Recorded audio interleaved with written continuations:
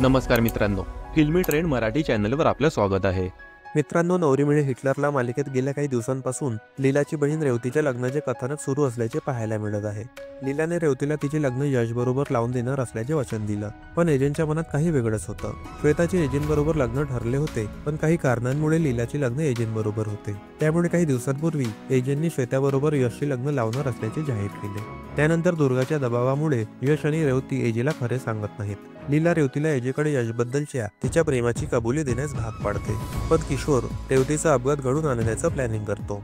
यशला emergency call येतो आणि तो हॉस्पिटलमध्ये धावतो। दुर्गा यशला ब्लॅकमेल करत रेवतीला विसरायला सांगते, अन्यथा ती तिच्या वैद्यकीय खर्चासाठी पैसे देणार नाही असं यशला सांगते। लीलाला या अपघातामागे दुर्गाचा हात असल्याचा संशय आहे। त्यानंतर काही दिवसांपूर्वी झालेल्या भागात एजंटना रेवतीच्या खऱ्या प्रेमाची जाणीव होणार असून ते रेवतीला तुझ्याकडे मी माझा शब्द मागे घेत असल्याचे सांगतात। अशातच आता मालिकेत पुढे यश रेवतीकडे त्याचं प्रेम जाहीर करतो आणि त्याचे हे बोलणे एजे ऐकतात। रेवतीचा झालेला अपघात हा माझ्यामुळे झाल्याचे यश तिच्यासमोर व्यक्त करतो। मी तुझा खूप मोठा विश्वासघात केल्याचेही तो म्हणतो आणि त्याचे हे बोलणे एजे ऐकतात।